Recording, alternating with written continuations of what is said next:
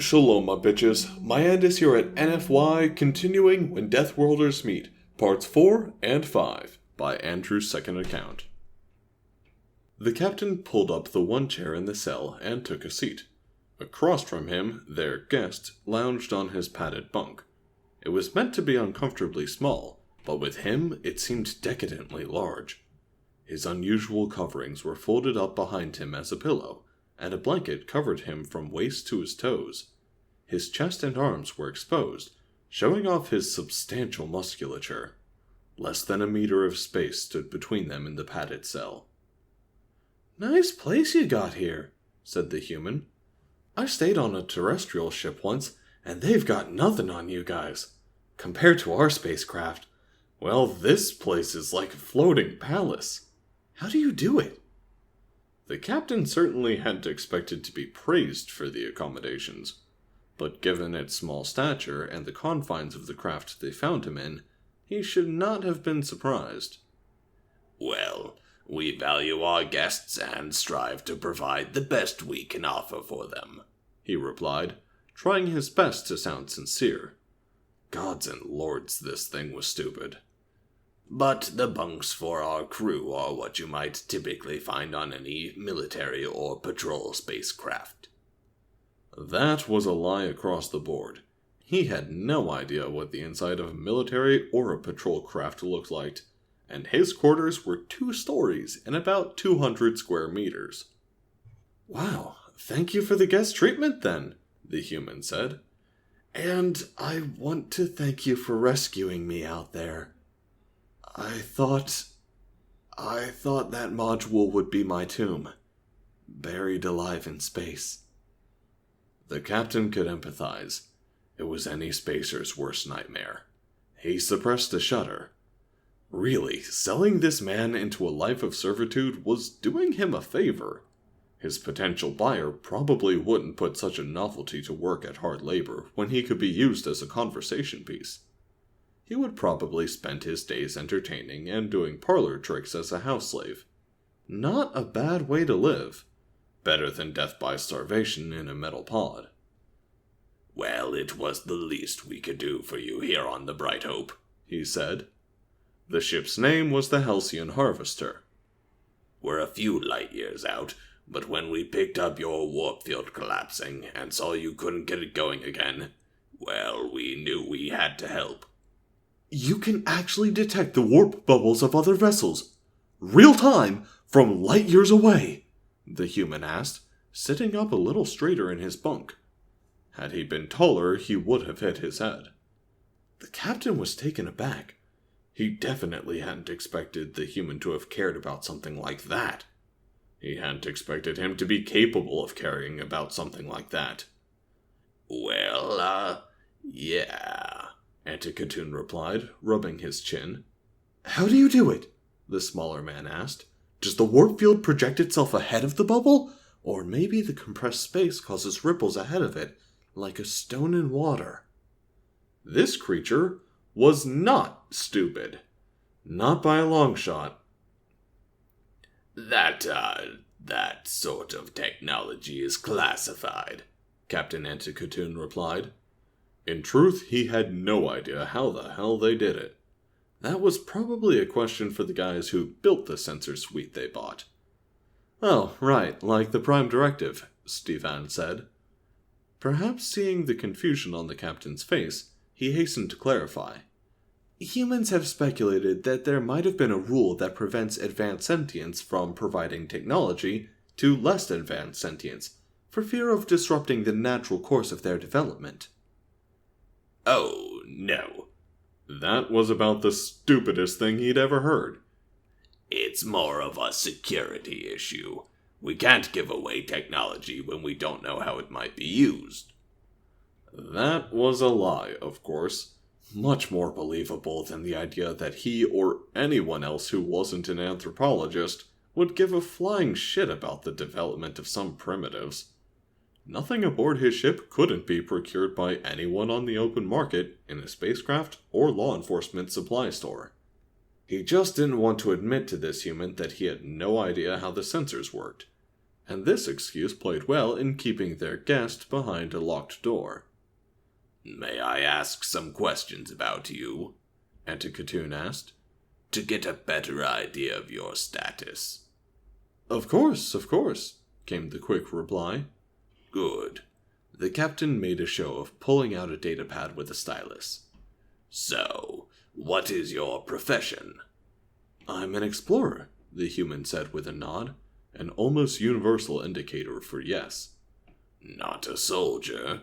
the captain asked. "You were wearing armor when we found you, and beneath that you wore coverings with insignia." Oh no, he replied. I used to be an airman.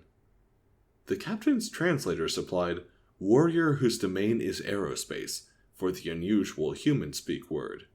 That his people had a single simple word for that was disconcerting. Still, there were plenty of harmless races with deep martial traditions. But I'm a civilian now. Civilian became one who is not serving in the military. As if that wasn't already an assumption in their language. Again disconcerting, but not terribly unusual. "What are you exploring?" the captain asked, idly typing nonsense into his datapad. Oh, the galaxy, said Stivan.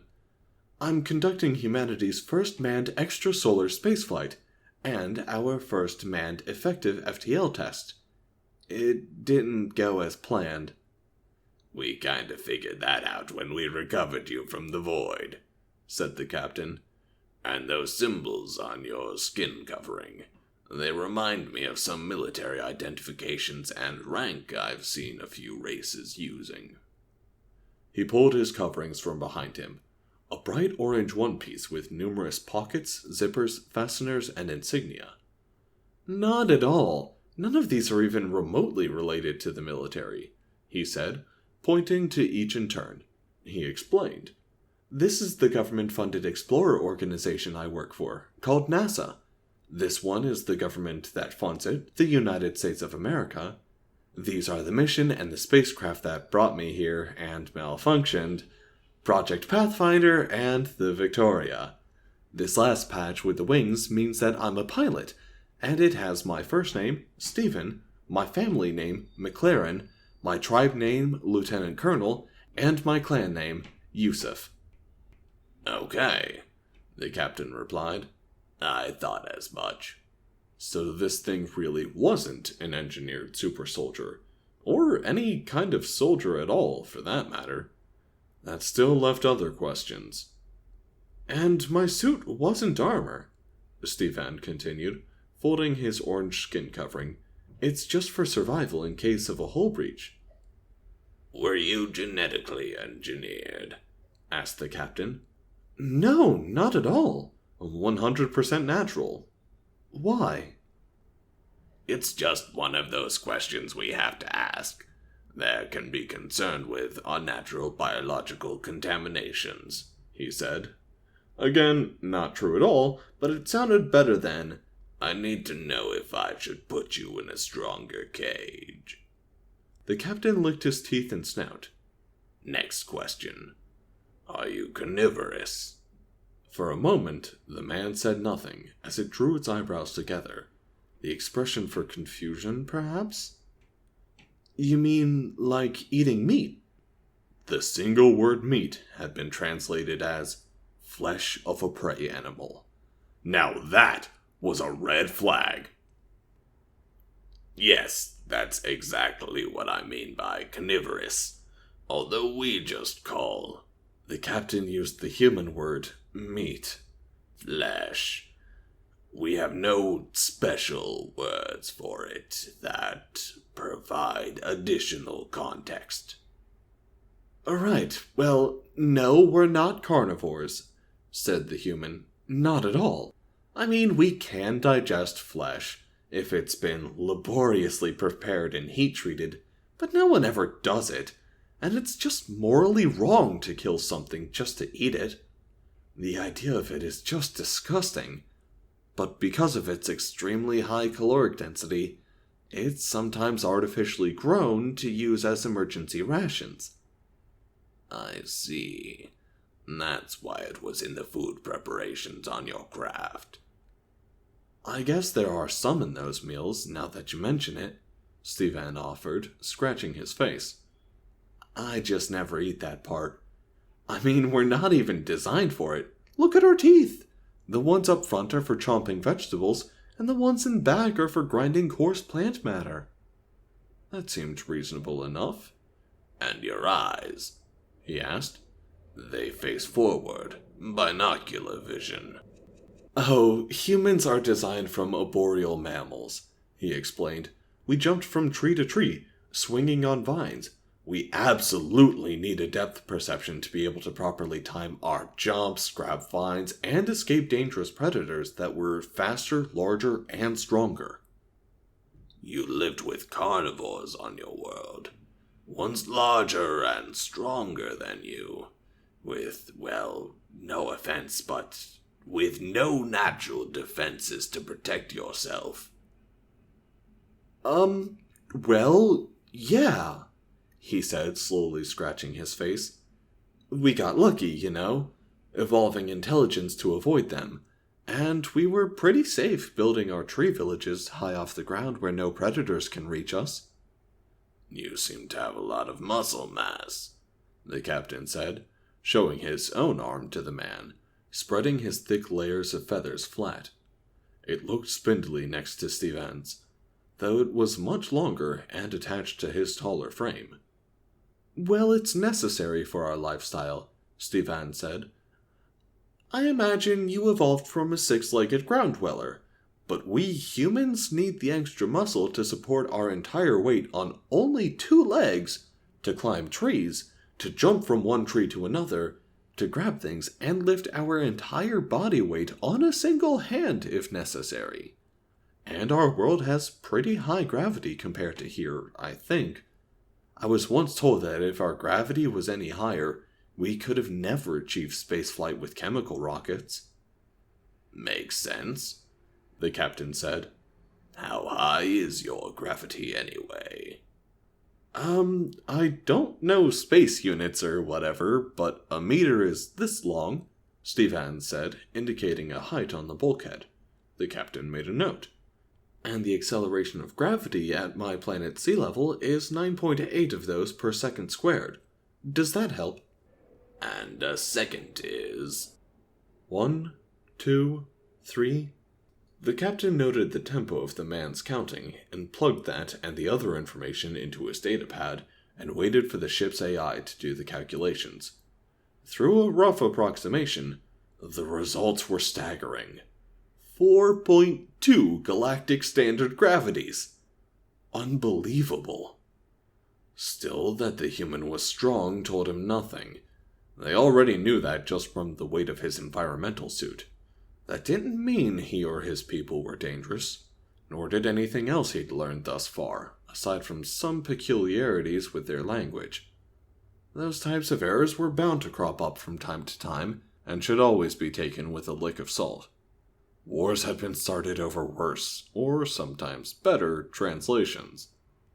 You seem like a very intelligent, very reasonable, and utterly harmless being, Stevan, he told the human.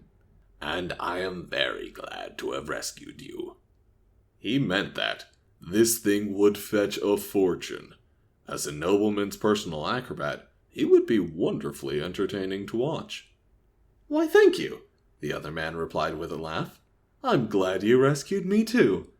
What happens now? Oh, well, if you could tell us where you live, we can get you back home, he replied. The post-primitive explorer could never know, at least in any system Antikythera could recognize, the astronomical coordinates of his home star.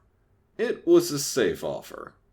Otherwise, we take you somewhere to be processed into the galactic community, and we ultimately set you up with a job. No one eats for free. Of course, the other man said, nodding. But I don't know where my world is. Antikythera was quite glad and not at all surprised to hear that. It would make things a whole lot less awkward if he didn't have to refuse to take Stevan home. Nevertheless, he would play along. That's not going to make this easy. Is there anything you can tell us of where your world is? He placed a hand on the smaller man's shoulder and gave his best comforting expression. What if I gave you a galaxy map to look at? No, that wouldn't help. It means nothing to me, the human said, scratching its face. Oh, well, said the captain, using body language to indicate his own helplessness. The human probably wouldn't understand it, but it was a natural response. He really, honestly couldn't do anything to help him, and thankfully, Stefan was perfectly willing to accept that, which felt oddly convenient.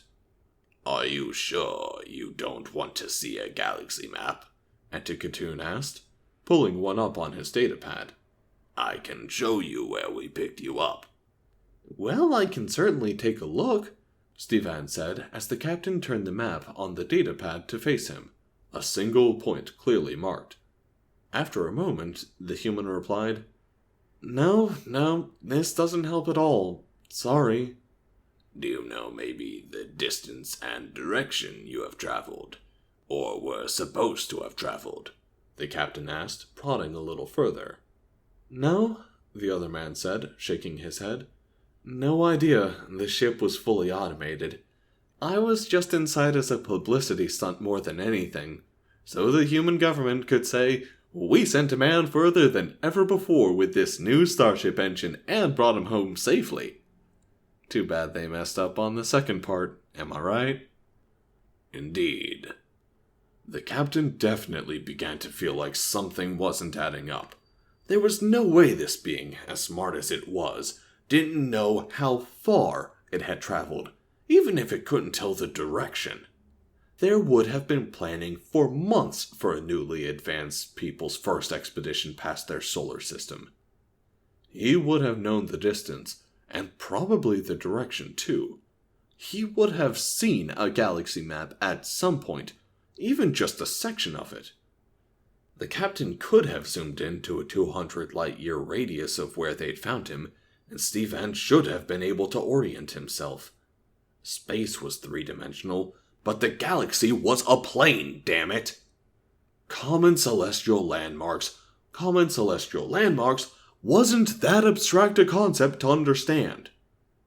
A moment, please, he told the human, before turning his attention to the pad in his hand. This time, not merely for the sake of appearances. The captain typed out a message to the ship's AI as quickly as he could. List all habitable worlds within 200 light years of where we picked up the human. No worlds matching that criteria exist, came the reply. He thought for a moment as a deeply unsettling feeling just barely tickled at the edges of his mind. He typed again. List all worlds that meet the following criteria. Oxygen in the atmosphere, liquid water on the surface, gravity between 3 and 5 standard units, location within 200 light years of where we found the human. One world found, RGT-9873A-3, discovered by Tisratik explorers. Its name, Krit Tik Ikid Zril Yilt Isk. Translated to Loss of Sanity in the Broken Blue with Hope Abandoned. World is not habitable, he typed. He knew damn well what the answer to that was. No, RGT-9873A-3 is Class 12. Habitation not possible. Galactic regulation prevents approach within 100 standard light years. General quarantine is in effect. The captain blinked slowly and swallowed hard. He felt his heart thumping in his chest, pounding harder and faster with each passing second. His hands began to shake and his legs felt loose. A sickening, sinking weight grew in the pit of his first stomach. He took a deep breath, blinked again, and turned his datapad off. He wanted the screen locked if the inevitable came out of nowhere. His sidearm weighed heavily at his side. He dared not even look at it. It would only get him killed faster. Alright guys, I hope you enjoyed that little double feature. I think I'm going to continue the rest of this as two-parters, since they are relatively short, and I definitely need practice on doing longer segments of voice work. So with that, if you enjoyed this one, go ahead and leave a like.